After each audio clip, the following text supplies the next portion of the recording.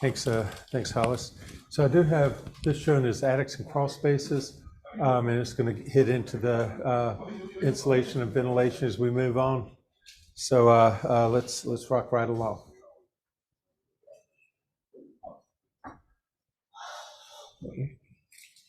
There we go. So in an attic, I love the Ben Franklin there, but in the attic, we do need to have access to whatever appliances are up there, furnaces, water heaters. Y'all have water heaters in the attic here? Well, it drives me crazy. It's a thing in Georgia. On rare occasions. Yeah, to me, it just begs for catastrophe all over it. Put a 50-gallon reservoir right above and have this little 2-inch pan. Yeah, that's going to catch it. But we do have to have a floor. That floor shouldn't be greater than 20 feet long. It needs to be at least 30 inches wide. There are some areas where you can go down to 24 inches wide, but usually a 30-foot or 30-inch wide walkway, and it needs to be strong enough to support a real person. I'm not a small guy, and when I get up there and I start springing along through an attic, I get a little nervous. I don't want to go down through the attic. But we need to be able to have a service platform to work on whatever appliances are in the attic. It's a good place to put a furnace, air handler system, because it's out of the way. It's not taking up closet space. You're not having to go into a nasty crawl space to get to it. Gosh, crawl spaces are just so scary from a risk management point of view of what's down there. All the critter feces and the critter pee, our leaks from our plumbing systems, our sewage systems going in, and then the earth and gases, the methanes, the radons. Okay, so radon you need to have a long exposure to, but still, whatever's coming out of that soil. One of the greatest causes of Legionnaires' disease, is the yuck from crawl spaces. It's mostly technicians that go into crawl spaces today that are contracted to Legionnaires because of how yucky it is down there.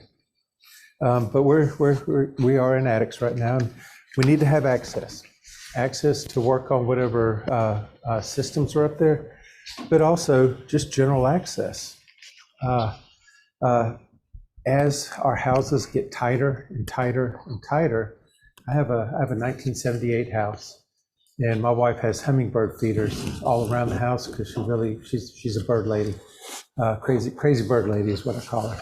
But she has those, and I can hear the hummingbirds' wings flapping outside my windows because it's not a tight house. It's not insulated glass yet. I'm going to change that. But as a house gets tighter and tighter, we're going to have more and more insulation criteria, and we're also going to have more and more air exchange criteria.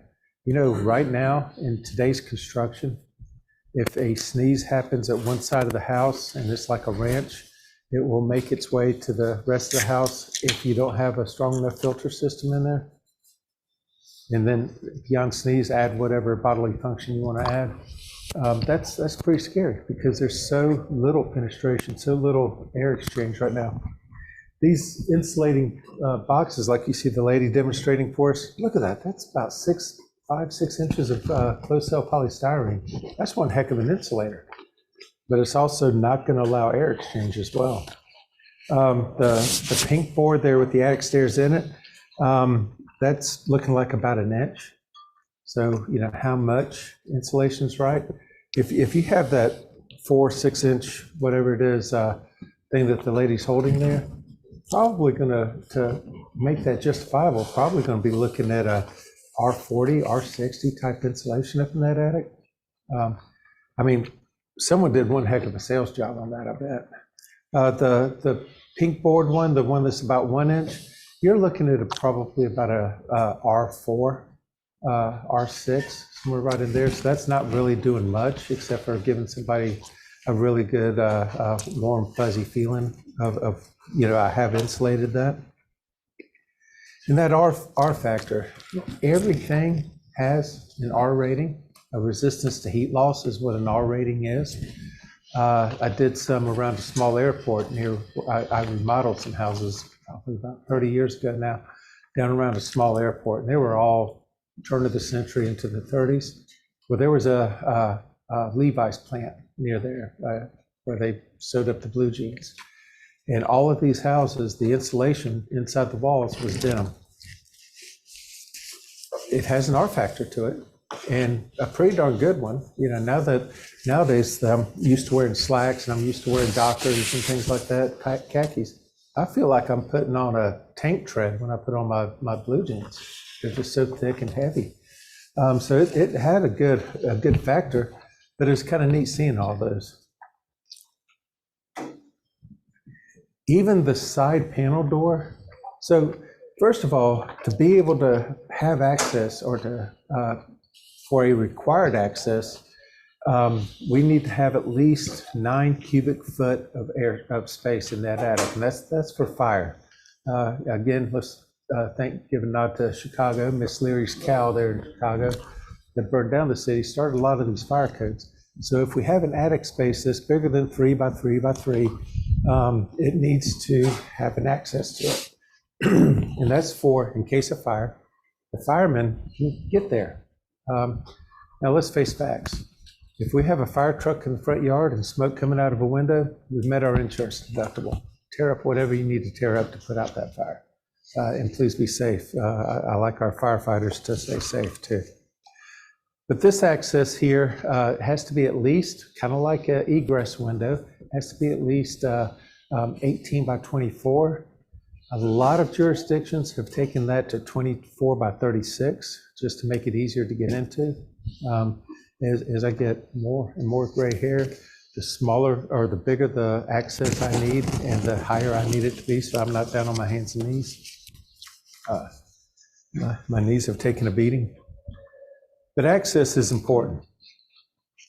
Does it need to be insulated? Well, by today's standards, yes. And again, kind of like the first class, I mentioned that we don't do code inspections. So I don't use that word when I'm doing an inspection. I know what the building code is, but I don't use that word. I'll use safety, structure, mechanical, expensive maintenance, and water. This is a structural concern. Hey, this is a safety concern for safety reasons. You might want to do this. I try not to use that code word because all it really does is just upset people. Once I say code, it sounds like there's some authority behind, hey, this is a code violation, it has to be fixed. No. Again, but at least where I am, you don't have to bring the house up to standard to build. So I always deal with MS, MSW, or as I kind of said it there, expensive maintenance, safety, structure, expensive maintenance, water, all that type of stuff, mechanical. But believe it or not, when someone builds or manufactures a set of attic pull-down stairs, they have a very defined instruction, manufacturer's installation instructions, excuse me, I got tongue-tied there. They want the stairs to line up. They don't want them too long. They don't want them too short. Too short, they're going to dangle.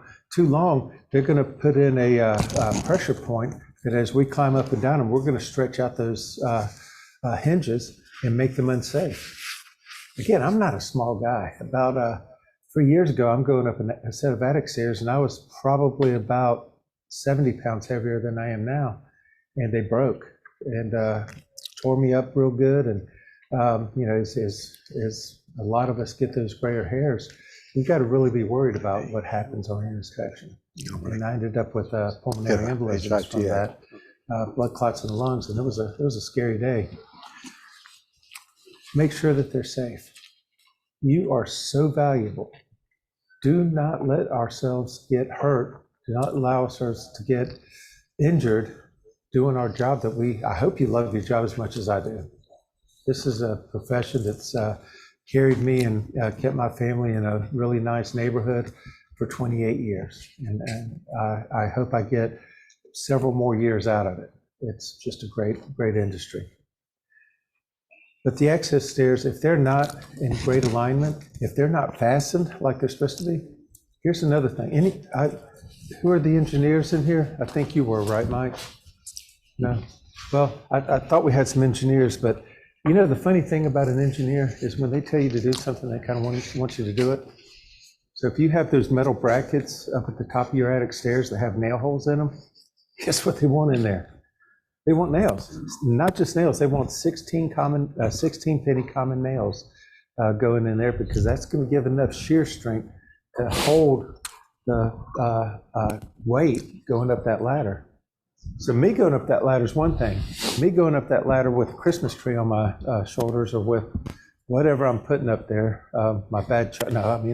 whatever weight I'm carrying up those stairs to store up there, that could be a lot, and it could be more than what those stairs are made for. Looking at these two pictures, those are probably rated for just under 300 pounds, probably 275. Well, that's me standing here clothed. So yeah, that's something worthy of consideration as well. We're going to jump into the same pictures. By the way, I wanted to point out these words here are how I report. So when I put this in, I'm going to read this one. But when I put this in my report with the pictures, this is what my client sees. And that's the way I kind of like to teach a class, because you're going to say things differently than I am. So at the end of this class, you're going to come up and say, Scott, I wouldn't have said that the attic pull down, or the pull down stairs to the attic are damaged, failed to close completely, and possibly beyond point of repair. Boy, is that a judgment? Are we supposed to get into judgments like that? I don't know. Have reviewed by a carpenter, or repaired or replaced as necessary to provide normal and safe ascent to the attic level for storage purposes. I didn't actually write this one. We got 350 inspectors in our company, and we get some pretty cool, some guys that are frustrated novelists, I believe. But you may not agree with the way that's written, and that's okay. The main thing is, especially in ASHI, is that we identify the defect. Why is that defect important? And what should we do about it? Go ahead, Jim. I'll tell you what I say. Okay. Risk of sudden catastrophic failure and severe personal injury. Replace it. There's no question about that. And it's a fact. Yep. I've done it. I told you I broke a set of stairs. Went up a set of stairs. So I'm a lead instructor for the ASHI school in Georgia area. And the day one, Monday, I have a house that I take my students to. It is a condemned house. I have the county's permission to go there, and I have the owner's permission to go there. But the attic pull-down stairs, have you seen the ones with the counterbalances that are 6-inch by 1 foot pieces of concrete round? Yeah. Have you bounced your head off of one of those? They don't forgive very well. This house has something like that, but one of them is bent over, so you have to kind of sneak into the attic when you go up there, or it will club you pretty good. Be careful, guys and lady. Please, it's not worth your life or your career or your day to get into something that's gonna hurt you or make you really sick. Legionnaires is not something to mess with. I think it's been about 7 years that we lost an inspector to Legionnaire's disease. I think it was in the New England area, if I'm not mistaken. I don't remember the gentleman's name. But here are the metal brackets. Let me move to the next picture. So this, you can see where the arrow is pointing, right? Right here in the center. That's where we need that 16 penny nail. That's just a nail. No screws. What's that? Not screws. Not screws, not deck screws, which do have some shear strength, and definitely not a drywall screw, which basically has zero shear strength.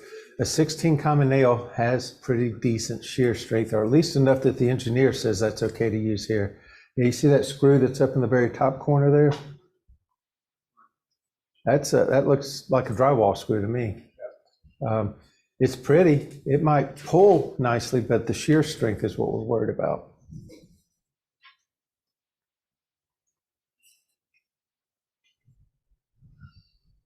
Where there are bolts, threaded thingies, it's a technical term, where there are bolts, they need to be fastened and secured. Not bolting a deck to a house is not going to work well. Not bolting the stairs, I mean, that right there is about a 1/4 inch of bearing where that stair tread is bearing into the framing. That's not much. So that being bolted in is one going to keep the stringer together, and it's also going to help support that stair. But if it's not washered and nutted, it's, we're going to have some concerns there as well. So recommend loose, missing nuts or bolts securing attic pull-down stairs be restored or tightened. Have a qualified contractor correct as needed. Bolts are loose, need to be tightened or installed. Have a qualified contractor do it. Now, that part of the ASHI standards that says, tell them what to do, that's not going to be sit there and write out a prescription. Go to Home Depot, buy the washers, buy the bolts, and it's going to say have a qualified contractor do it, because the moment that I sit here and say, this is the way it needs to be done, is going to be the moment that Lou has another way of doing it. And Lou's way might be better than mine. It might be the same. It might just get us there by going different avenues. It doesn't matter, does it? As long as it's fixed correctly. There's more than one way to skin a cat. When we go getting really important, and I do, I mean, come on, we all kind of get a little proud of ourselves, I guess. And we're like, well, this really needs to be fixed and we need to do it this way. We're not doing a good service there. Trust the contractors to do their job. And if someone buying a house is pretty emotional in it. You ever see, boy, I know when my wife and I bought our last house 19 years ago, it was, we were not very gracious people going through that process. It was really tough on our marriage. It was really tough having a infant at the time. We had to force ourselves through it. People get a little crazy when they're buying a house. And then if we go saying something and a contractor comes out and wants to do it differently, the people are going to think that we're that little G God out there, and they're going to get all upset when someone else has a different way. So let's not create that stress. I do make myself available. Hey, if your contractor wants to, or you want to tell me how your contractor is doing it, I'll be glad to give you opinion on what they're doing. Because again, there is more than one way to skin a cat. Larry the Cable Guy, I think he's my hero. There's no access into the attic space. And then that blank is where I'm going to fill in where. In the attic off of the master bedroom closet. You know, it's greater than that 3x3x3 that I was kind of talking about. An attic access opening shall be provided attic areas that exceed 30 square feet or 9 cubic. Yeah, kind of. And have a vertical height greater than 30 inches. So there's different things. We need access. Again, the main reason we need access is to keep the firemen from having to bust holes in the ceilings and the floors to see if there's hot spots. Let them open a panel and see if there's a hot spot. Have you ever noticed going into the closet and there's a little short access that's always caulked and painted shut? Well, they don't want the heat coming in and the attic smells to affect their clothes. So they caulk them shut, the sellers do. A lot of builders, including me back when I built, would say, hey, if you want this done, I'll do it, but we have to get it past the code. The one in my master closet right now is caulked shut. Again, if there's smoke coming out of a window and a fire truck in my front yard, I've met the insurance deductible. Y'all just tear up whatever you need to tear up to get this house not burning anymore. There needs to be handrails or access rails going in. I've only once seen that picture there on the left. Where this was is a a house in Buckhead, right outside of Atlanta. It's kind of the affluent areas right next to the governor's mansion.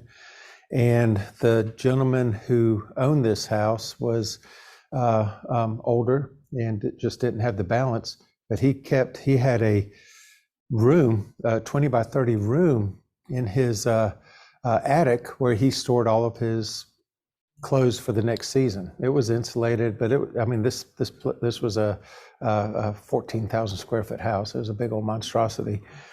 But he had that just as kind of a walker, as a handrail coming up the stairs so that he had something to secure himself. Usually we're lucky if we see handrails and strengths similar to those attic stairs there going up.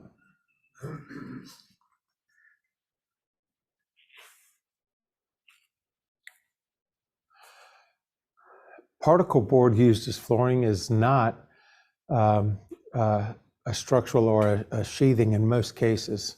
In the 70s and 80s, we saw some particle board, 3/4 inch board being used, but the humidity that we're going to find in attics and especially areas is not going to make a good floor. Probably 1996, I walked up into an attic and saw that everything was floored beautifully and went right straight through it. Not only was it particle board, it was 1/4 inch particle board. Well, you can't see how thick plywood is looking down at it, right? That was my first call to the boss saying, well, we got a customer service issue, because I went right through and thank God it was the the garage ceiling, but went right through. I guess the moral to that story is, you young guys out there, don't do this stuff that the dumb old guy did. After 28 years, I've got some stories of not the most intelligent things that have happened. Flooring in attics not secured in place.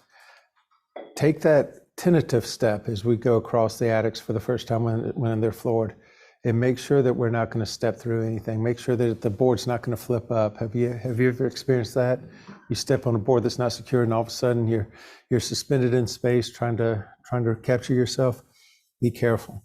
You are more valuable than the inspection. Take care of yourselves. I love this Progressive commercial that has the mannequins in there. They go up in the attic, and the guy buying the house is like, because it looks like the mannequins here are playing cards. Oh boy. Or crawl into the crawl space and there's a stuffed bear. I did that once, man. I backed out of there so fast. Realized it wasn't chasing me, so I kind of looked back in. Storage items found in attic, which are normally removed prior to closing. Due to personal objects blocking our way, the attic is not accessed. Verification of conditions is necessary. That sounds like a cop-out to me. However, a customer service issue that I went out to check one time, the inspector had said, attic full of personal objects, unable to access, unable to inspect. Well, that inspector did not take pictures. So when this went to court, because the people said, well, you said you couldn't inspect it, but you didn't inspect it, we paid you to inspect, and we don't know why you didn't inspect it. Well, the court found in favor of them because there were no pictures. Pictures are optional, right? That's what the SOP says. That's what the standards of practice says, is pictures are optional.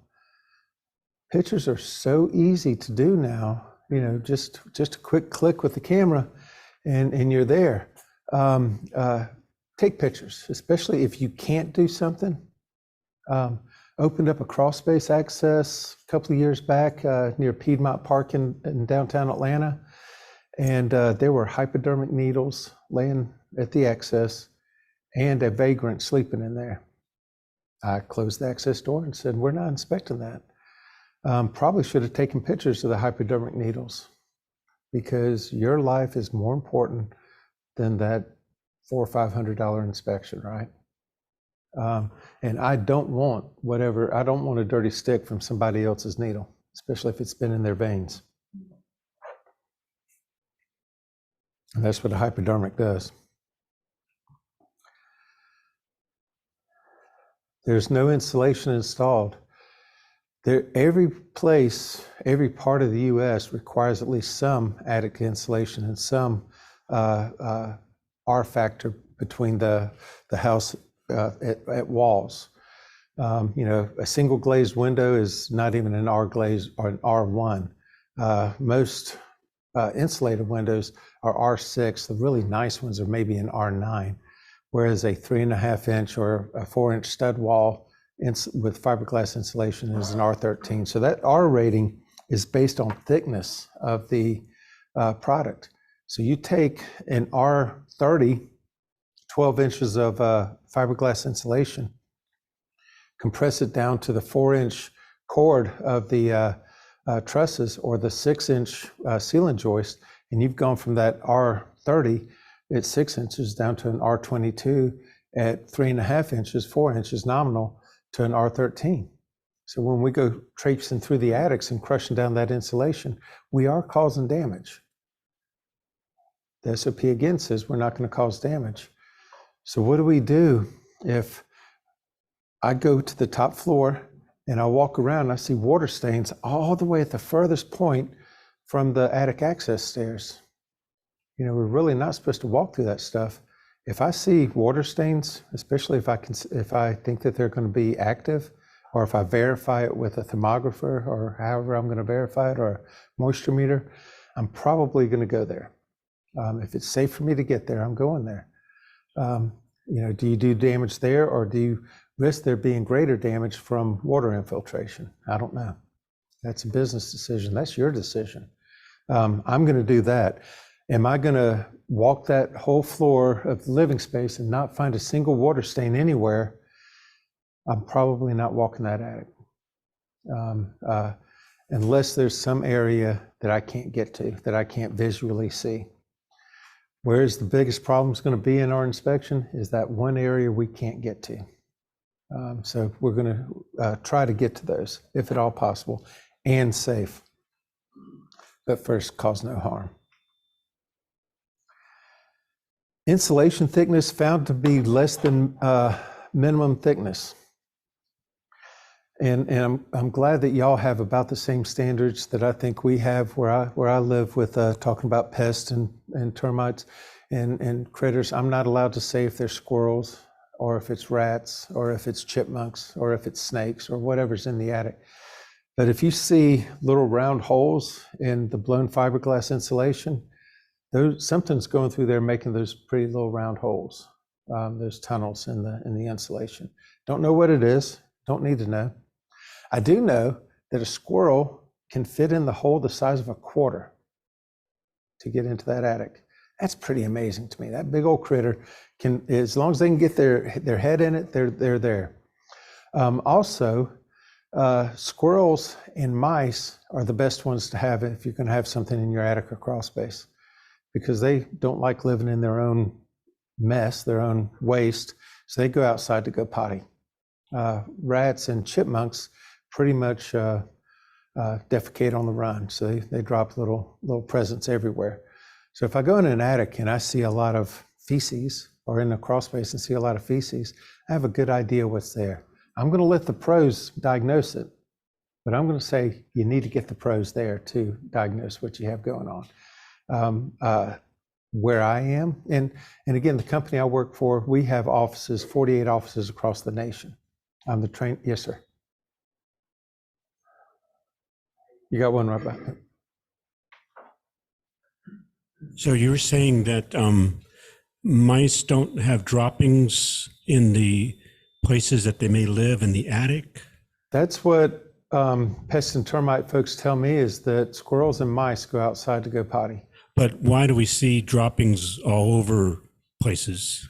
Rats, I think. No, it's mice. Then that's probably wrong. Yeah. Because I agree with you. I see a lot of larger droppings is most likely rats, and the little pencil lead size, yeah, probably Right. mice. I don't know, but that's what they teach when they come in and teach us is that. Yes, sir. So it's okay to use the term rodent? I don't know what is okay for you. I say animal activity or wildlife activity or something like that. I went up in one attic, and you ever go in some place and you just have that feeling of something ain't right? You know, that spidey sense? Shined my flashlight, saw nothing, kept coming back with a flashlight, and little snakes were popping out of the insulation. I kind of levitated and floated back and down. I didn't even touch the ladder, I don't think. That's my kryptonite is snakes. I've been in some bad situations in my life, but if I see a snake, I'm going to moonwalk like Michael Jackson and squeal like, oh my goodness. It ain't very masculine. But yeah, I kind of get what you're saying with the mice because I see it. But that's what the pros tell me in my area, so I blame them. So the minimum thickness, I think y'all, yeah, go ahead, Jim. I don't know if you've ever seen a house with a true mouse infestation, but let me tell you, you get up in an attic and it's almost solid mouse poop. Yeah. They're They're not pooping outside, they're pooping in the attic. Yeah. And peeing everywhere too. Oh yeah. And it was just incredible how much there was. Oh yeah. I've only ever seen one really bad one, and it was really, really bad. I got a picture in just a minute of a squirrel infestation that'll make you pucker as well. We'll wait till we get to it, but it was a condo. It wasn't a squirrel nest. It was a high rise. So minimum thickness. What's your attic R rating here? 38. 38. Okay. It's 30 where I am. It's 60 in Montana, which I get. But do y'all have expansive soils here for construction? Okay. That is incredible. When I first started seeing photo evidence of what happens, that just blows my mind. I have a friend that lives in Billings, Montana, one of my students, and he has, I don't know if that picture's in here, it might be. He has an old farmhouse, and in the summer, the house is like this, almost plumb. In the winter, the house is leaning like this or like this, just from the soils and how the freeze is moving his house around.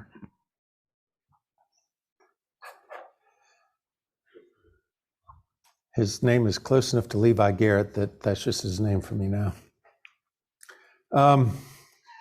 Unevenly distributed. Well, that means that they had to get somewhere to fix something, most likely, because when they blow that in, it's pretty simple for them to give it a nice, pretty, smooth, beautiful, kind of a snowscape, right? But when we start having to move stuff, install lights, change out light fixtures, chase the critters that are up there that we're not allowed to say what they are, or we simply walk through there, there's going to be different areas. And again, the lower the greater the compression, the lower the insulation, the less value there's going to be there. But looking at this picture, that's a nice, kind of snowscape there. You can see the joists, the ceiling joists. So it's probably been there quite a while. It's settled enough that you're starting to see the ribbing, but it's not the dugout here. So you can see 2 foot of insulation in one area, and then it's down to sheetrock at the other. Well, they've done some work there for some reason, whatever that reason is. Baffling is so incredibly important. So we have vents for the attics. You have some sort of ventilation higher up, whether it's a box vent or a gable vent or a power vent, or my favorite is the ridge vent because that's at the very peak and let that hot air escape. And then you have the soffit or eave vents. They're going to let the cooler air be drawn in for circulation up there. And if we block that, if we let insulation dam that up, it's just not going to give us enough ventilation up there. When there's not enough ventilation in an attic, we're going to get and y'all are going to start in on me on the spray foam, the icing stuff up there, and I'm ready for you. But until we get there, that ventilation is very important. If we don't have proper ventilation, circulation going on, and you go up in an attic and you see, kind of pretty normal wood, pretty normal wood, pretty normal wood, and it's really dark here, that's probably the north end of the house. Just kind of another thing I've been taught over the time. And a lot of times but just given that ventilation, given that circulation, the pink boards you see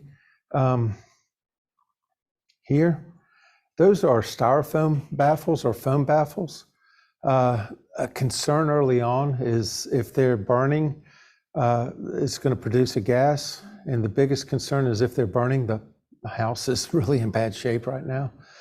But we still want that circulation of airspace. So let's go into encapsulation, where we go in and spray foam, take out all the insulation below, and spray foam around. I like the science of that. I like it. It turns the attic space or the crawl space into heated space, which could affect the HVAC. But talking with two pest and termite companies in Georgia, one of them's Arrow, the other one's a local one called Northwest, so y'all wouldn't have heard of them. They are starting to not write clearance letters if there's spray foam insulation being used in the house, whether it be walls, basements, crawl spaces, and attics. And the reason is that it hides where termites are coming through, the termites that have to have the mud tunnels.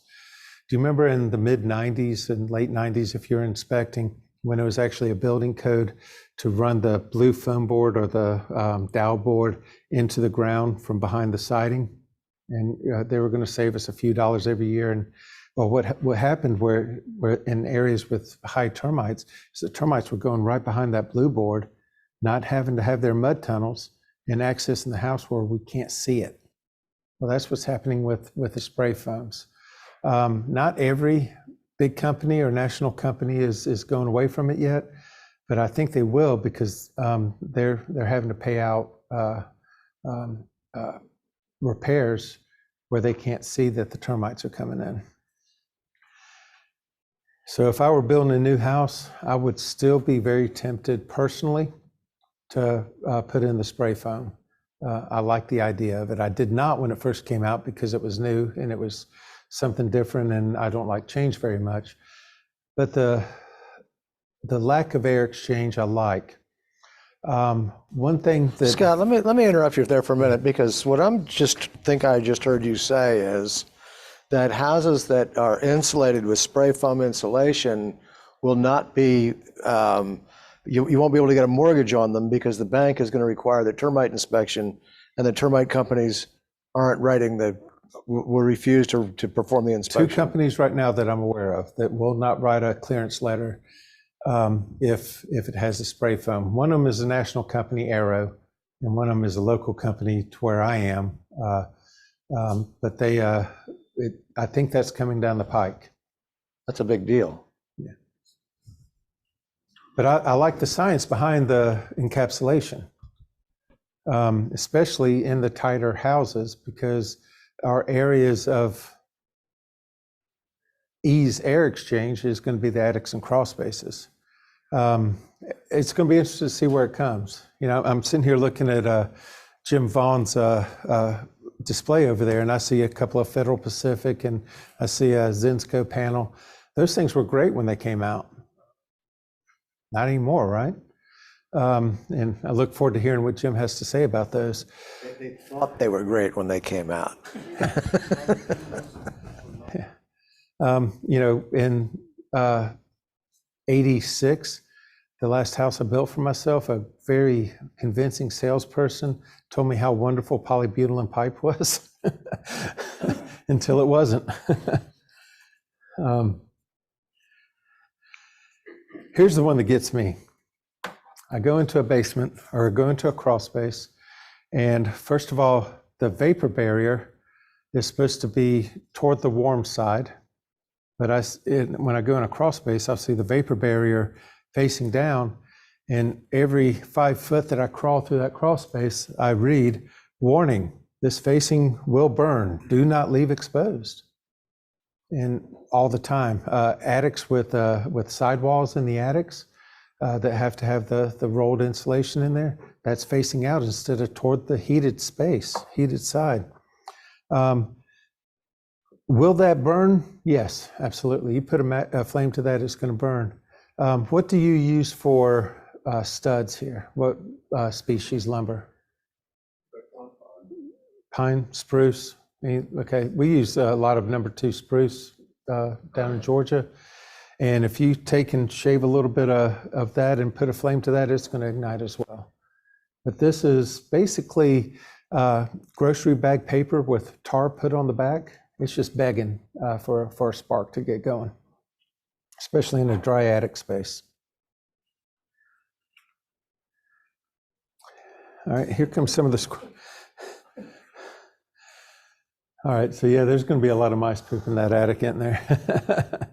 Oops. Little fella sitting there watching you, and then the squirrel's going in. It's hard to like to do our job, but have to be careful in how we phrase something. You know, saying possible wildlife entry, and you see that, you know, those are mice, those are squirrels, they're going in. But because, as Hollis said, the Department of Agriculture here and the Georgia Department of Agriculture, I can't write those words. Let's be clear about that. What I said earlier was wood-destroying organisms. You have to be certified to identify wood-destroying organisms. That doesn't mean squirrels and bats. Oh, okay, I'm sorry about that. Can use the word vermin. Yeah. Vermin works well. Vermin's a good word. So in Georgia, I'm not even allowed to say squirrels if I see them. So that's a little bit crazy. But we want the guys who are trained to do that to let's let them have that liability. I'm okay with that.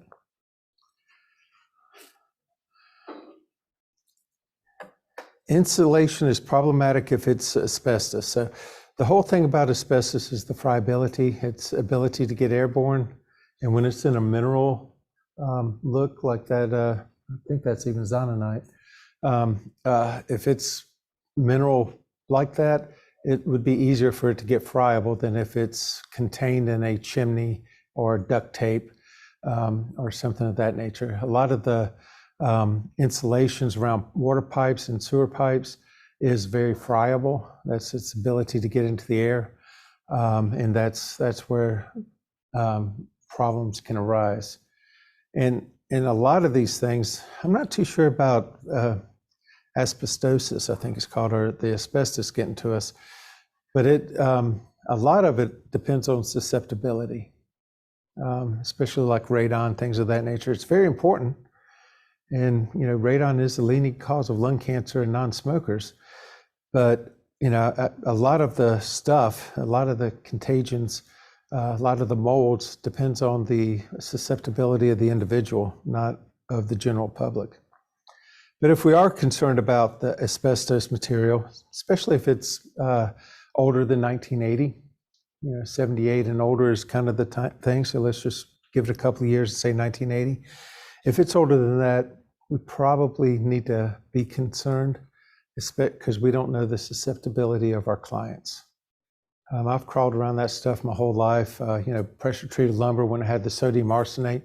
I can remember building decks and docks where, you know, in June, cutting the stuff, I'm just coated in arsenic, basically, 0.4%, but still.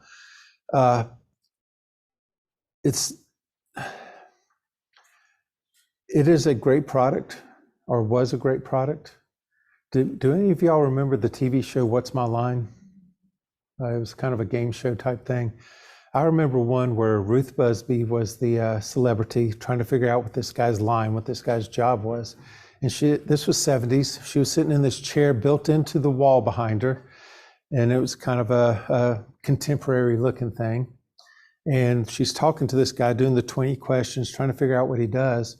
Well, they showed a split screen, and that's the reason I remember it so much. Is it was really cool for me as a child to see the split screen on TV, and they were shooting a flamethrower to the back of her chair, and it was a 1/2 inch of asbestos. My dad worked in the steel industry. He was with Armco Steel, and he started explaining to me why asbestos was a bad thing, because I was like, that is really cool. I want that chair. He said, no, you don't. But it's real. It can definitely cause lung cancer. That's the reason there's so many ambulance chasing cartoons, or I mean commercials out there that talk about were you in the Army, were you in the Navy, mechanics, anybody who dealt a lot with asbestos. There's money out there. Please be careful.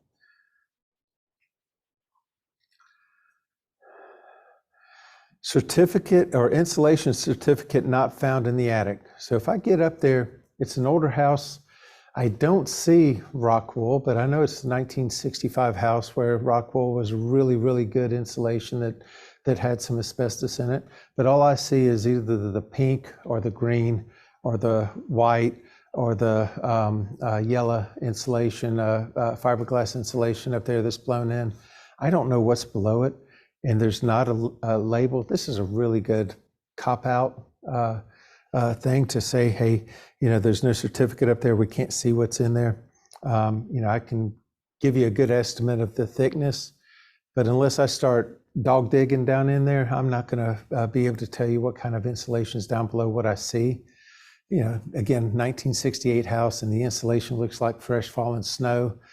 And I know that it's not going to be that pretty at that age. So we don't know what's down underneath. Kind of a good way to roll with that. Attic was encapsulated. When encapsulated, the attic ventilation is sealed off, and that turns the attic space into heated space. And we're not able to see the structure anymore either. Have you ever gone into an attic that has the spray foam? Get very, very quiet if it's been in there for a few years, and you might hear this little, shine your flashlight and you can see little cockroaches running back and forth. That's fun. Okay, there's another thing that will trigger our clients. Oh my gosh, there's cockroaches. Oh my gosh, there's spiders. There's either going to be spiders or cockroaches in a house. Usually one will win. I tell people that I don't get nervous until I find spiders and cockroaches in the same space. That right there is getting more. We don't want them. They carry stuff that we don't want. They have spider webs that we don't want. They make us clean more that we don't want. However, most houses are going to have them. How about the bathroom vents? So they have a name, a slang name, fart fans, that to help get the odors out, but that's not the purpose of the bathroom fans. The purpose is to get the steam out of the bathroom. Go in a bathroom and it's all mildewy or musky in there. Well, probably don't have a fan, or don't use the fan, or don't open the window. But when we start blowing this wet air right into the wood framing in the attic, we'll start seeing some water damage at some point, or staining at least. Now, when we see that water damage, that stain, that's not just mold, that's the microorganisms waste is what gives us that discoloration, because they have to have air, food, and water. Well, when we breathe, eat, and drink, we have to void. We have to go to the bathroom. Well, so does that. So that's what most decay is just where the wood has been consumed, and that's the waste that we're seeing there.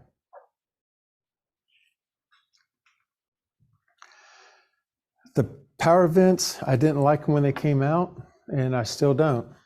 The point where I see that we need one is when we have a really exaggerated attic, usually in the really higher end houses, that comes up from a hip. We've got gutters all the way around the outside, no gable, no sail like on a sail ship.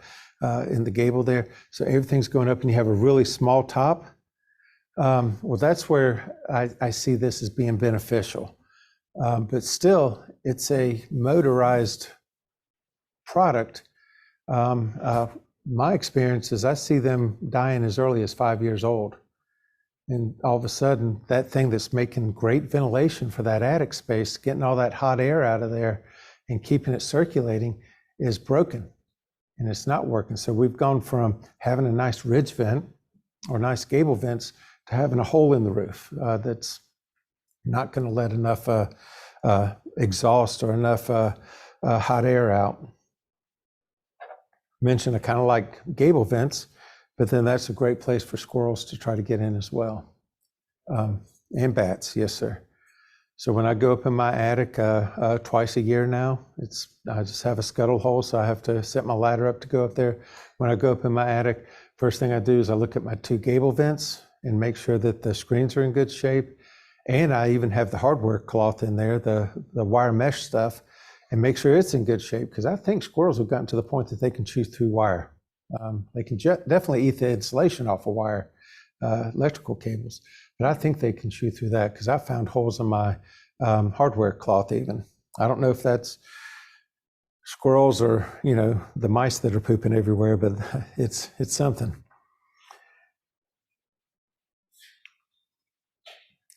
So there's some of the hardware cloth, and that's a good internal way to keep the critters out, or at least keep them at bay for a little while.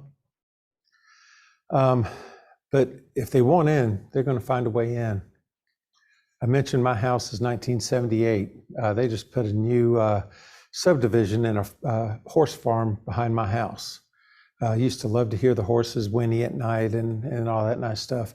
Well, now there's houses there, and progression happens. But in that time, I also mentioned that I have a cedar-sided house. In that time, I'm sitting down in my basement working, typing away on a report, and I hear this, and I look over, and there's a rat nose coming through my drywall. He had eaten through, or she had eaten through the cedar siding, come in and was now coming in looking for a little free rent from me. They're going to find a way. And that's while I'm in there working. And I don't keep food down there.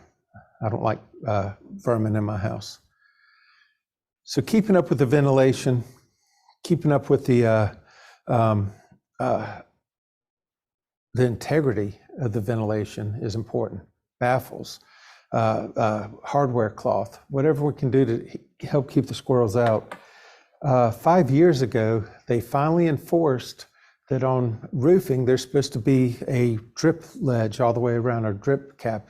Did y'all go through that in about 5 years ago as well, where suddenly they started enforcing it? It was required in the 80s when I built houses, but it became enforced about 2015 or so. And I really like it. I really do. One thing it does is it helps to seal up that hole that squirrels love to go in around the perimeter of the roof. That sounds like a win-win to me. So with attic now roofs are almost routinely being redone with ridge vents. Right. So that eliminates the need now for any mechanical fan. As long as you have enough ventilation. Yeah. It's 1 square foot per, for crawl space, it's 1 square foot per 1,500 square feet. And then for an attic, it's 1 square foot for 300 square feet. But again, remember we talked about that code is the minimal standard. It doesn't say up vent and soffit vent, it just says vent, circulational vent. But yes, I really like the ridge vent because it's right in the apex. So hot air rises, hot air balloons, as those bags, what's called an attic bag, like a balloon, as the heat starts to go up. If the vent is right in the apex, we're better. Now, most manufacturer installation instruction on those ridge vents says 3 inches of airspace on both sides of the ridge, not 3 inches horizontal, 3 inches down. But that's still a lot of air being able to travel through there, and I like that.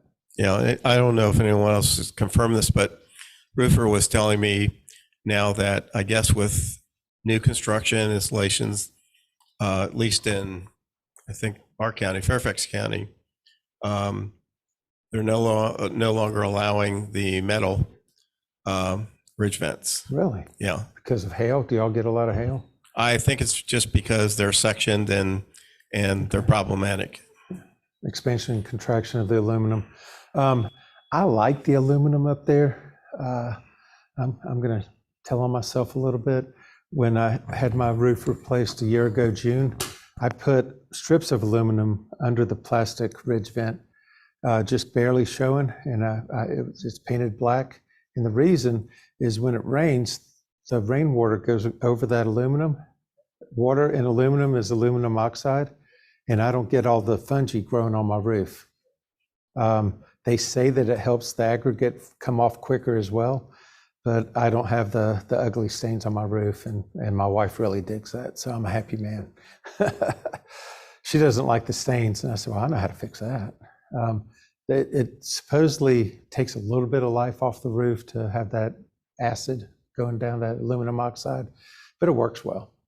Have you ever noticed on a roof, an older roof that has the fungus growing on it, and then there's some exposed flashing somewhere at a vent or whatever? It's always, the roof's clean under that area.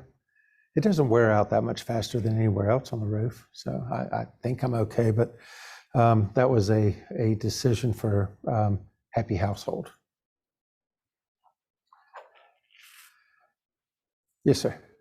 I was just going to say one of the problems I've seen with the aluminum ridge vents, particularly in new construction, the roofer doesn't want to have a callback with rain getting blown into the attic, so they walk it down along the top of it to crush it shut, to keep any water out. I just love us people because we come up with some of the craziest things on this planet. I don't know where that came from. But just sheer craziness like that. When I was having my roof replaced, the first contractor that came over got up and walked across my ridge. I said, please don't do that. He goes, what? I said, walk across the ridge. I'm hollering up to him. And he goes, why? And just kept going. I said, please get down and leave my property. What? Where is that even conceived of? And it was a plastic ridge vent, but I mean, I guess that's job security. He's breaking the ridge vent so that he can put in a new one, but wow, crazy. Electrical, that's a power vent that has been removed, and they just wire netted it. It wouldn't have taken much to put that back into put a cover over that just to keep it safe. Hopefully folks aren't up there in the attic trying to see if something, is that hot? Hopefully they're not doing that. But it doesn't take much to put a cover on something and protect us and help us stay safe. I think that electricians consider the attic a junction box. And the crawl space, right?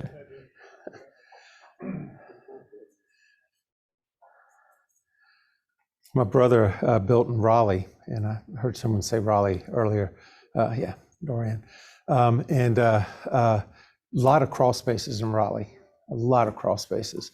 And he said he was crawling through one of them. He's 15 years older than I am, but he was crawling through one and all of a sudden got shocked. And that's because there wasn't a cap on, and he was sweaty crawling through the crawl space, and the hot wire got on his shirt and shocked him. Only my brother could do that. How about toe board nail holes?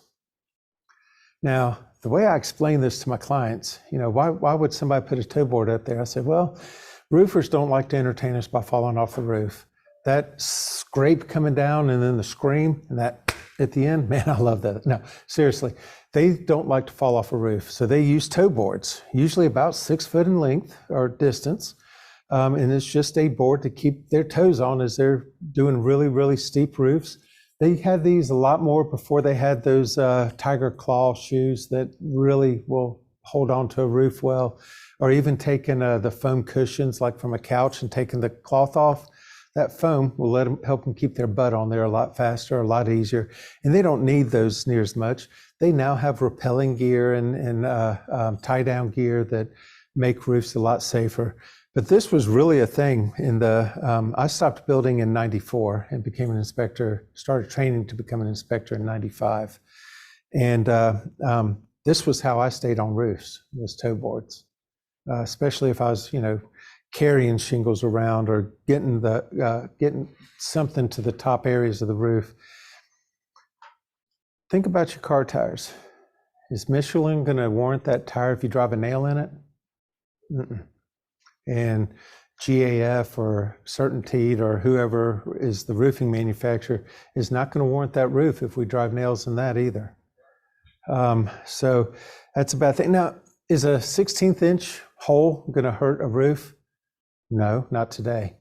However, that little 16th of an inch hole where that nail went through, we've removed the aggregate from the roofing shingle, and now the asphalt and fiberglass composite is exposed. Ultraviolet rays from the sun break down that asphalt, and that little itty bitty 16th of an inch hole, give it a few years, is an eighth of an inch or a quarter of an inch or more. And then we have substantial water coming in, and we'll have the toe board nail hole stains like this. That's if it's down that close to an eave, chances are really good. In just a small area like that, chances are really good that's a toe board nail hole.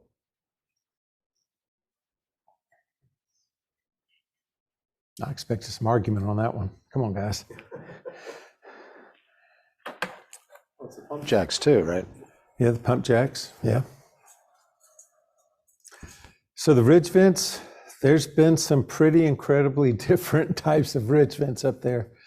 I remember an old Cobra one that was basically a fiberglass mesh, about an inch thick and really pretty durable, but about like a air filter in a furnace, the cheap 50-cent filters, but it was much thicker stuff with aggregate on top. It would work well, but man, it didn't last at all. Plastic, you step on that or have one good hailstorm. Y'all don't have much hail here?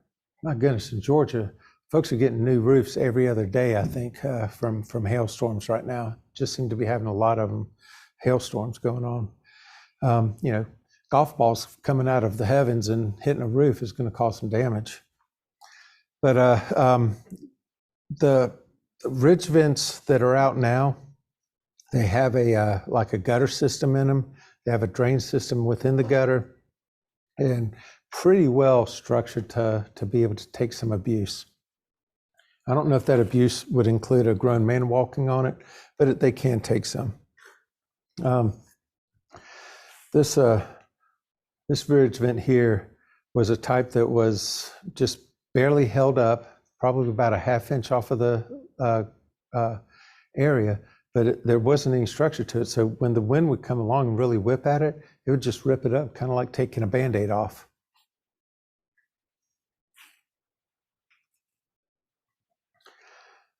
So here's attic ventilation chart. And again, about 1 square foot for, I said 300, so every 600 square feet. Do y'all get up there and do all the calcs and the trigonometry to figure your attic space? You kind of have a good feel for it. That's about where I am. I get up there and say, or if I go in and there's 2 furnaces and a water heater and it's in a coat closet, I get a little concerned about combustion air on that too. For each gas appliance, I kind of want to see 1 car garage worth of space. I'm not going to do the calcs. Go ahead, Jim. I just tell them to get the attic floor air sealed, and that significantly reduces the need for ventilation. So you like the spray foam? Is that what you're saying? I don't care if they spray foam it or caulk it, as long as they air seal the attic floor. Oh, the floor. Gotcha. Yeah. Air seal the attic floor. Then you just need a little bit of ridge vent. That's according to Dr. Joe Stiberick. I like listening to Dr. Joe. Absolutely. Yeah. So gaskets around light fixtures, attic, bathroom exhaust fans, Everything's sealed up tighter than a gnat's ass.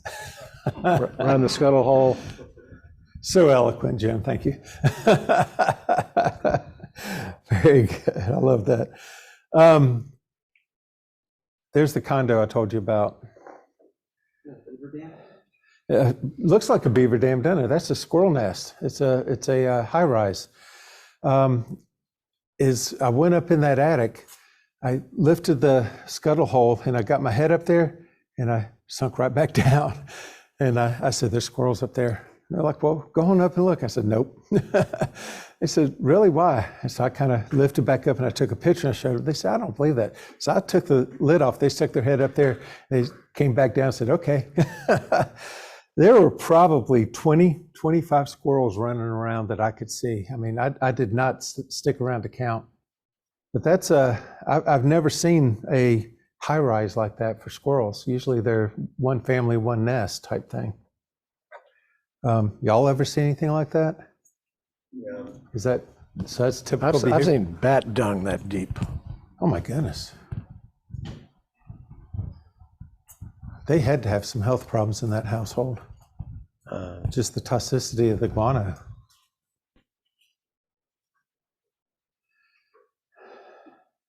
All right, so no ventilation. We don't want that, so no soffit venting observed. Soffit vents are at the lower edges of the roof and are crucial for proper airflow through the attic. Most roof covering manufacturers require at least half of the ventilation to be installed in the lower edges. I'm not too sure if that's completely accurate, but it's not a code. It is a manufacturer, roofing manufacturer, or fiberglass composite roof manufacturer installation instruction. Have proper professional roofer evaluate and repairs needed.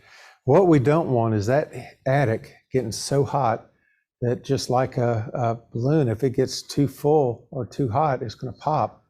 We don't want that to happen. We don't want however that manifestation happens, we don't want that affecting the house. Whether it cooks off the shingles or it forces attic air into the house, it can get overpressurized. Have y'all ever been in an attic without ventilation in the middle of summer? That's amazing. I saw 210 degrees in an attic. Black aggregate on the shingles. The vents were shingled over and closed. The soffit vents were non-existent. They'd put all new soffit board in without any vents whatsoever. And you couldn't stay up there. I couldn't even get my whole body in there because it was too hot too fast. Yeah, a ways back there, yes, we used to recommend drip edge flashing. I haven't seen much at all. Now the roofing companies, when I had a roof replaced on my house, they wanted to increase the ventilation. They were overlooking the 2-inch holes I had between each set of rafters. Right. And more we're seeing where we're getting lower extremity vents built into the roof, where they're cutting the slot probably above the warm wall and the roof itself? Yeah. Well, I've never seen that. Yeah, and they're shingling over it. It looks like a little ski ramp. Uh-huh. Yeah. I was wondering if you had much experience with that, or I've how never seen effective that. they are. I'd love to see that. If y'all know an area around here that has it, I'd love to drop by and take a couple of pictures of that. Or you have my business card, email me a picture if you have something like that. I'd love to see that. If it's got a little up ramp on the shingle, how does that not hold debris and cause water entry? Doesn't? Oh, it's a 1/4 inch. Okay, I'm picturing this. No. Just you can notice it, going across the roof. Okay. And it's got a structure to it, and a filtering material as well. Okay. It's like 1/2 of a little less than half of a roof vent. Okay. Basically the height of a shingle. So that's transition from the wall Yeah. Remote audience here. People are starting to get frustrated. Yeah, so for the remote audience, what we're talking about, I think you spoke into the, is just how the this new eave vent or warm air vent or circulation vent toward the lower is actually built into the roof sheathing under the roof shingles. I've not personally experienced that. However, if anybody does, please feel free to reach out. If you're in the virtual audience, reach out to Hollis. He can get that shot over to me. I would love to see something like that. Jim Vaughn's coming up. It's called Smart Vent, Okay. or the one I bought is called Smart Vent. All right. you Again, go. this won't help you, the virtual audience, but Google Smart Vent. That's some really cool Put it in stuff. front of the camera. You can, Get Jim off camera. take Jim. Funkhauser. Something about that name, Jim. Both of these guys are going to give us some grief. That's yep, that's good. I look forward to seeing that. So I love to tease my people that I live with, the Georgians, that a new thing that happens in construction in California takes 15 years to get to us, and something that happens in Florida takes about 5 years. So we're a little bit behind the times there, I think. But I look forward to seeing the smart vent stuff. But if you would, Question here Yes, about ghosting. Ghosting or shadowing. Is that a sign of poor ventilation? I think he's talking about in in the picture ceiling here. coverings. Depends on if you're talking about ceiling coverings or in the picture that should be on the site now, or the virtual that's up here on our screen. That shadowing is definitely ventilation, and usually going to manifest more so on the north exposure of a place, usually.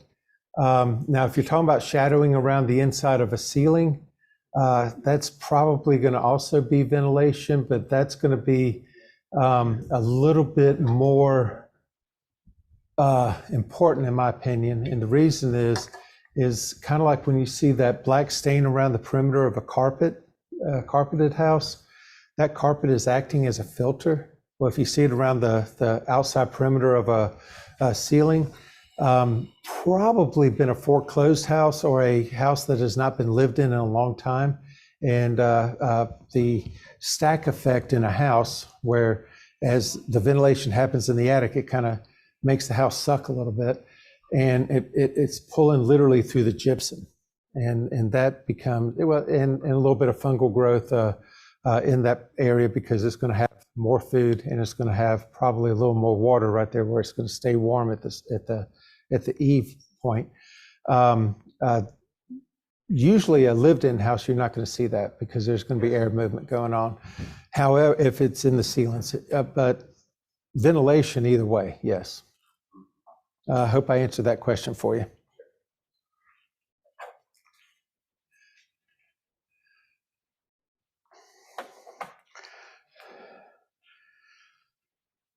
So something that happened in the 80s, 90s, and early 2000s is in new construction, builders were leaving about a 2 to 3 inch opening at the bottom of the, right at the fascia board or right at the bottom of the eaves. And the reason for that was they saved a couple of pieces of plywood per house. And if they were building 1,000 houses, well, that added up. But having that gap was a super highway for critters that wanted free rent to live in there, to get in. They just had to crawl right through the gutter and boom, lift up a shingle and they're inside. They didn't have to go through any wood or anything, any tight spaces. They had a whole 3-inch super highway to get in. And you can kind of see that at daylight down here at the bottom one. That's just impressive as it can be. Not, right? So one, spend the extra money and completely seal a roof with sheething. One, when you step on the bottom edge, you're going to break it if it's not there. But it's just pride. I can't say that there's a code saying one way or the other that 100% of that roof deck has to be sheathed. The way I read it, it does. But then coming in and putting in that drip edge around the perimeter of a roof, even behind the gutters, is really, really good. If the gutter installer doesn't like having that little bit of a lip of the drip edge, grow up, enjoy your job, get to work. Because I like having that metal barrier around the edge of the roof. I really do. There are some vinyl answers to it, but most of the flashing that I see out there when I go to Home Depot is metal, is aluminum. I mentioned my ASHI school. Have y'all ever shown up to an inspection and it canceled in the driveway? It happens, right? We don't like it when it happens. Well, when that happens and I have my ASHI school, we go to Home Depot. I take the whole class into Home Depot. I go in whatever store is closest to where we were supposed to inspect, and I go straight to the manager and say, hey, with the ASHI school, I have a bunch of new home inspectors. We would like to walk around and just look at materials and let me show them how to read labels. And every one of those managers have been like, yes, go right ahead. They don't mind it. And what a great experience. When I have an inspection cancel and I don't want to get back into Atlanta traffic, I go to Home Depot and I walk around and I just look at things. I always end up in plumbing and play with the shark bites. That's fun to me. I'll go look at the new Bradford whites that are water heaters that are in there and figure out, what letter means what now for the age of it. I just do things like that stump me in the field, and instead of laying in a crawl space on my ear trying to figure out how to read something, I'm standing in Home Depot where it's heated or air conditioned. I kind of like that.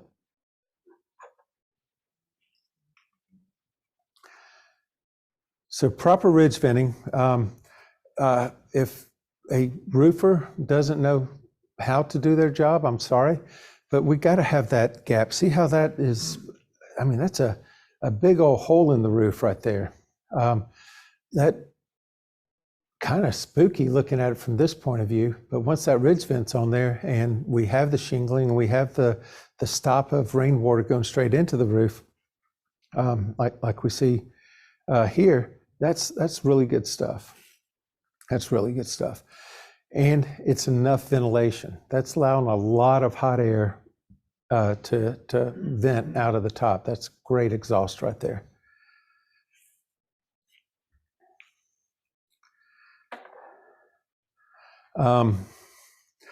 Chases. I can't say the word chase without smiling. My 18-year-old daughter's new boyfriend is named Chase, and I give that poor boy so much grief. I never knew the joy my girlfriend's dads had in harassing me when I was a kid, because I get so much joy out of messing with that kid. But fire chases are not good things. There needs to be a 20-minute or 2-hour fire break, depends on how you read that. The drywall ceiling is 20-minute, so you need at least that. So at least half-inch gypsum, half-inch plywood, 26 gauge steel at a exhaust vent. If it's a flue vent, you have to have, and it's double wall, which it should be double wall if it's penetrating anything. It needs to have at least 1 inch of clearance to combustibles. So maybe not a totally airtight chase, but you really need a chase. Go into the older houses, and I say older houses, I mean 50s, and you see the big openings around the chimney chase, around the masonry chimney. Well, we're supposed to have at least 2 inches of clearance around a masonry chimney to anything combustible, but we don't need, that looks like a foot, maybe 18 inches.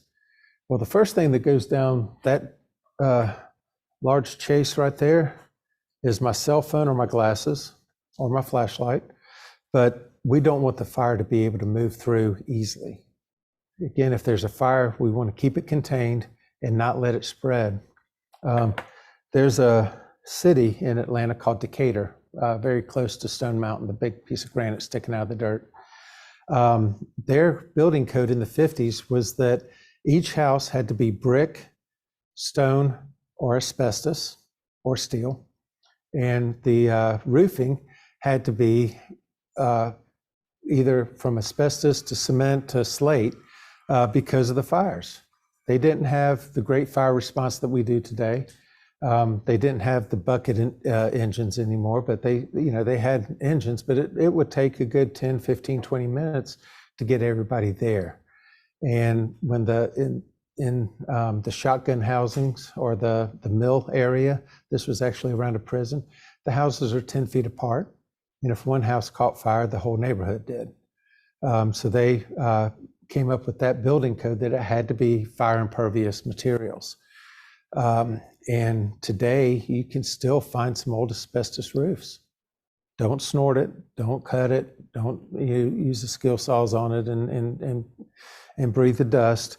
But it was some good stuff. Well, this right here is to, whatever you used is to keep that fire from spreading and keep it from going from house to house to house. Keep it contained as long as we possibly can. The old plaster walls were great fire stops. It was a cementatious type plaster.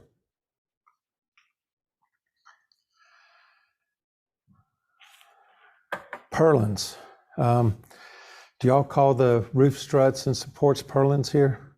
Because some areas of the country don't. That's where you have a raftered roof, and about halfway in that span, if the 2x6 rafters are overspan, you put the stem wall.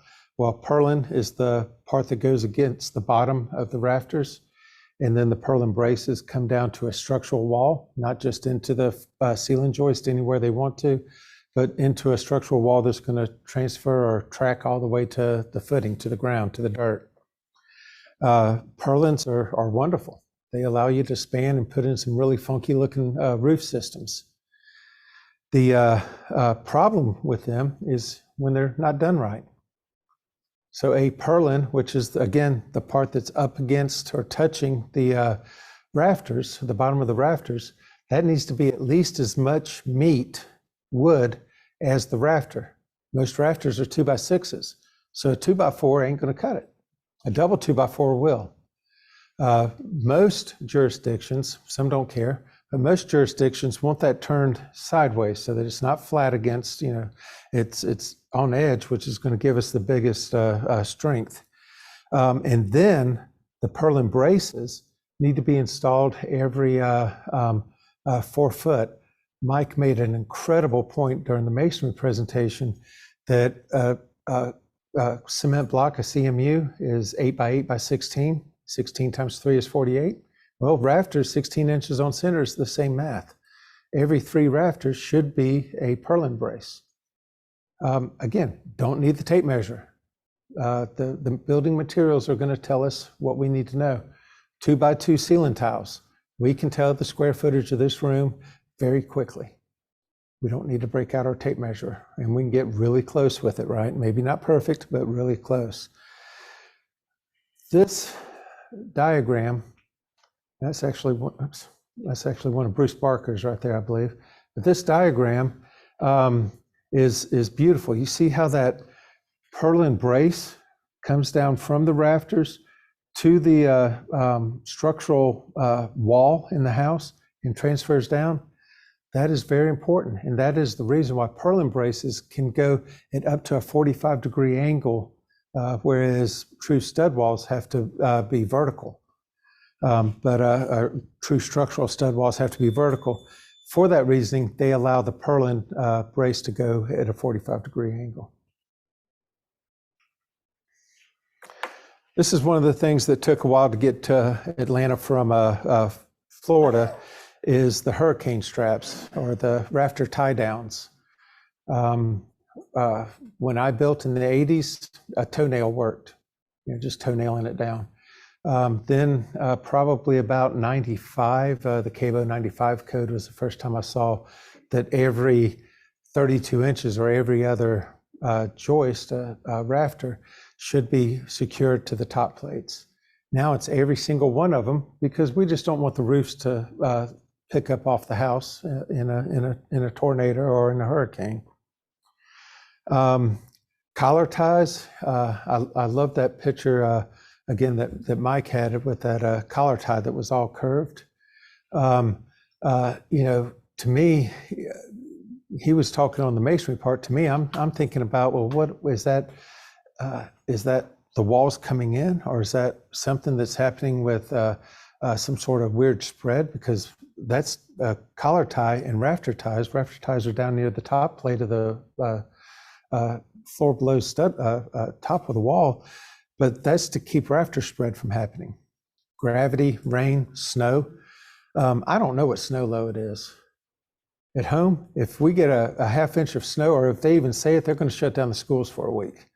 Up here, y'all might actually get some snow load. I've only probably three times in the last 20-something years in Atlanta, seen a couple of inches of snow on roofs. Usually the roofs will I'm talking into the day, roofs will warm up enough that the snow melts completely off. Do y'all have to have heaters around the eaves to keep ice damming from happening? You know, like New England has to do that. Yeah. You can tell I've never lived in Virginia. Broken trusses. Is that end of the world? It's fixable, right? But I can't say how to fix that, because this is an engineered thing. I need an engineer that understands truss dynamics to prescribe how to fix that. So that roof that I had installed put a 50-year architectural grade or dimensional shingles on there. It weighs about 85 pounds a bundle. 3 bundles make a square, 10 by 10, 100 square feet. And the roofers were carrying it up. They're little fellers, and they would slam the bundles down. Well, they slammed it at the right or the wrong place and broke one of my trusses. You know, I knew enough that once they finished re-roofing my 30 or 3,000 square foot worth of roof, once they got done doing that, I knew to go up there and look, and I found it. I fixed it, and I called my structural engineer while I'm cutting the wood to go up and screw it in. He said, "Don't screw it." He said, "Nail it." Almost got by that one. But he said, "Yeah, what you're going to do is fine. I'll come out and verify it and write you a letter." And he did. So it's fixed. It didn't take any big effort. It's doable. That picture there on the left side is the one that really worries me, because there's not much to fasten the top part of that to. Would that be a bigger gusset plate? I don't know. The engineer would need to tell me that. Mine happened to break right in the middle. I had 3 foot of meat on each side. I was able to just cut in some new studs and run them at full length and nail the heck out of it. Thank goodness for nail guns. When you get into the cording, kind of weird where this cord comes from. What I'm expecting is, I guess that's a suspended sealant or something down below. I've never seen a bottom cord with that kind of space in it, but that took some effort to break, I'm sure. Maybe that was broken during lifting and carrying it over to set it up on the roof. You know, most trusses are 2-point bearing, only on the outsides. So my house is 35 foot wide, and I could take every interior wall out of the top floor of my house, because it doesn't need interior structural support. It's 2-point bearing. That would be kind of embarrassing with the bathroom and with, you know, taking showers and stuff like that, but it could be done. How are we doing on time? 1 minute. 1 minute left? No, what do you have? I'm sorry. I was going to say, that was the fastest 2 hours of my life. You got 16 minutes. 16? Fantastic. We're doing good here. Probably not going to get into the crawl spaces. I'm getting into a lot more structure than ventilation here. But ventilation really doesn't take that long to talk about. What we do need in the ventilation part, with 15 minutes left, is for it to be able to move, unless we are purposely going to stop it from moving. And then we turn that, whatever that area is, into the heated space. So my problem with encapsulation on a crawl space is somehow I'm going to be breathing that crawl space air because it's all going to be the same air. There's going to be nothing stopping it in between except for flooring. If we're doing that with an attic, there's going to be nothing but a ½ inch of sheetrock in between what's in the attic in my house. That part bothers me. The science of encapsulation, I really, really like. In a crawl space, encapsulation makes sense if there's a radon problem because they can use that as a barrier to the radon gas getting into the house. But beyond that, crawl spaces are kind of my kryptonite.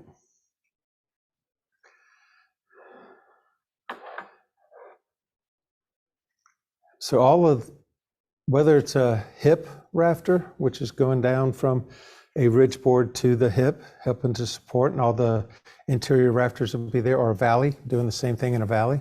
So a hip is kind of a bump going around, and a valley is just what it says, a valley.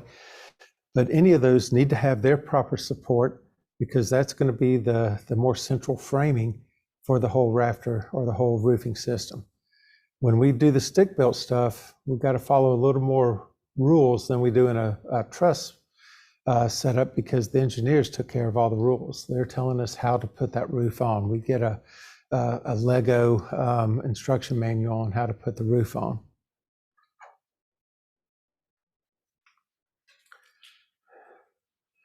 Water stains, again, we don't want the water coming in. We don't want, if we take out the box vents or the turtle backs or the roof vents and put in a ridge vent, we need to make sure that we seal that up.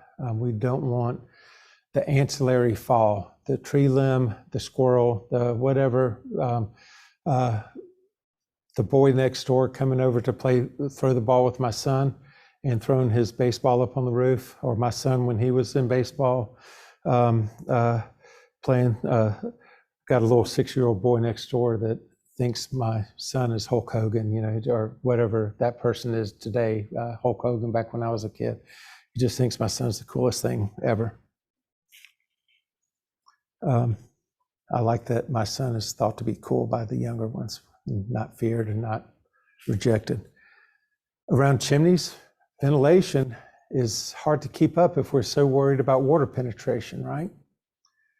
So if we're trying to keep this thing watertight but air moving, it takes some engineered work. It takes some specialized work, and that's what we can deal with. How about fire damage? There's a Chinese pop star that tours the U.S., but she is from South Sudan. Maria Ntube, I think is how you say her name. This absolutely beautiful woman, has an incredibly beautiful voice, but she sings in Chinese because that's where she was taken out of the South Sudanese refugee camps and sent to live. She had been horribly raped and her hands cut off during that assault in the refugee camps and left for dead, and somehow lived with being cut off. When she made sure that her advanced people told me about her life and gave me the website to go, amazing stuff. But when she shook my hands, it had grip. That was amazing to me. She said, it always makes people shocked that I have grip. But she buys houses and in every city that she performs and gives them to former refugees to help support them. And the only thing is when they get their feet under them, they have to give the house to another refugee and to another. So it's her way of giving back to her gift of life. Incredible story. We get to meet some cool people in our job. We get to meet some crazy people in our job, but we get to meet some cool. But I went into her attic, and this is what the entire attic looked like. All of this char and all of this soot, and that house was one of those that did not make it through the inspection because that roof, I don't know how it was holding up. All of those rafters were over 50% burnt. almost every one of them, I should say. Most of this, I did dig into the insulation, and most of the ceiling joists were burnt significantly, kind of like you see here. Well, we've lost structural integrity at this point. So that was a thing, and the builder, when he saw me going up in the attic, dropped his head. Or I'm sorry, not the builder, the flipper, dropped his head. Y'all like doing flipped houses? Yeah, me too. Another open chase. Do y'all think these chases might be important? I got it in here a couple of times. They are. Is it something to kill a deal over? No. It's pretty easy fix. I mean, you could even fill that with insulation as long as we get that 20-minute fire break. But it is important, and we don't want air moving through there. What I like about this picture is look real close at that flue. Looks like cement, doesn't it? So that's asbestos. That's transite, right? Transite, I believe, yeah.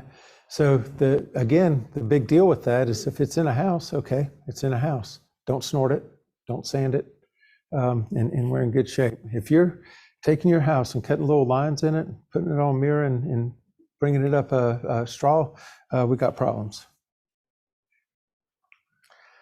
There's your guano.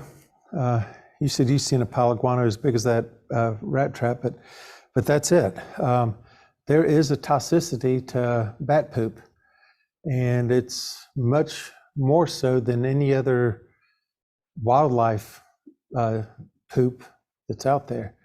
So this is, when we see this is a safety thing. Should be getting pretty close on time now. 9 minutes. 9? Okay. 9 minutes. Good. Do y'all have any questions, since we're my slideshow took us a bit away from all the ventilation that I really wanted to get into and the insulation. There's not much to really carry. If we have the insulation, we're going to keep our heat loss to a minimum, or heat gain to a minimum. If the minimum standard is 38 here, probably 40 to 50 to 60 is better, as long as, again, as we're able to allow for the ventilation. Again, that's the minimum standard. Yes, Jim?